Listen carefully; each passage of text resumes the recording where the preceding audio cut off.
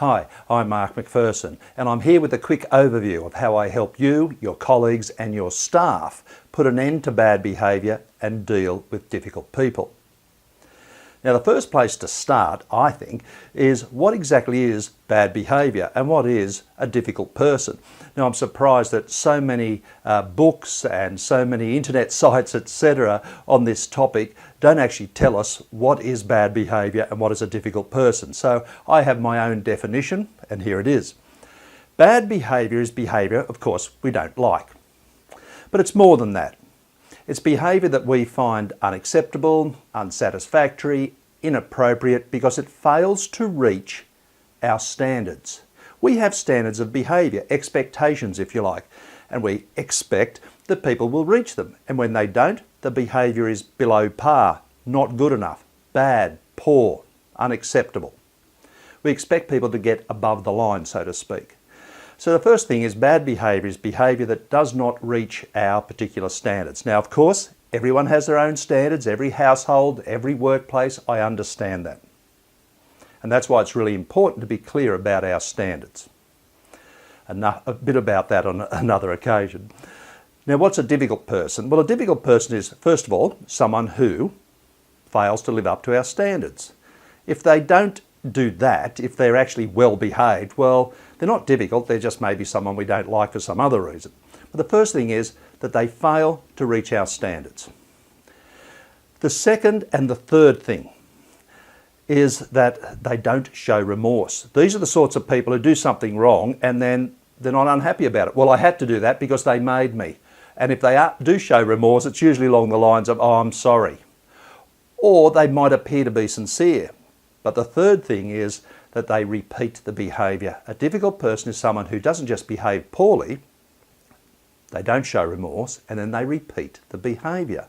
That's what makes them really difficult, as opposed to just a bit forgetful or a bit rude on one time and one time only.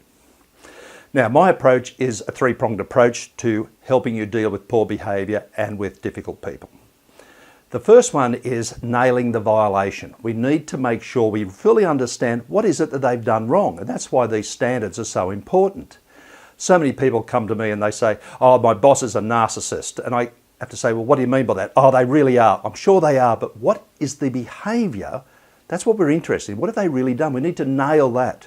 And then they, after a bit of prompting, they might come up with, oh, every time I have an idea, they cut me off halfway through and they just say, oh, I'm not really interested. I'm only interested in my ideas. Well, okay, now we have something to work on. Whether you call them a narcissist or a bully or whatever else is maybe not the most important thing.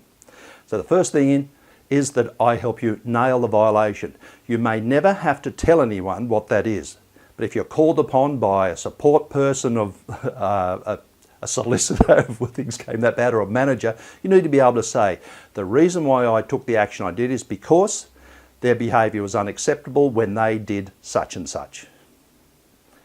The second thing is that I help you tailor the strategies. I have a list of strategies for you which I've developed over a long period of time. Then they're ones that are realistic and they're ones that work. But we need to tailor these strategies to fit our violation. Different strategies work with different violations. And the third thing I help you do is I help you personalise your approach. Because after you've nailed the violation, after you work out what strategies might be the best ones to use with that violation, we need to personalise them. Every one of us is different. We have different circumstances, different workplaces, we have different amounts of support, we have different goals. If our goal is to simply just get the person to behave, fine. But if the goal might be, look, I really think this person needs to leave, well, that's a very different goal. So we need to nail the violation, tailor these strategies to fit, and then personalise our approach, because all of us have different ways of doing things in different circumstances, different goals, different decision-making processes, and it's not a dirty word, we have different power. It's very different when you need to speak to someone up the ladder as opposed to someone who's a team member or a customer or a supplier or a family member. So that's my approach. Nail the violation, tailor the strategies, personalise the approach, and then on top of that, let's get good. We need to practice these skills, our strategies, so that we get really good at delivering them. So we are assertive yet diplomatic and tactful. Anyway, I hope that's given you a bit of an overview of my approach to helping you, your colleagues and your staff deal with bad behaviour and deal with difficult people. If you'd like to talk to me, please, it's easy. Go to the contact page of my website, for example. There's lots of ways of getting in contact with me there. Wherever you are, whatever you're doing, whatever you're up to, please look after yourselves, look after your friends and family, and I hope to speak to you soon. All the very best.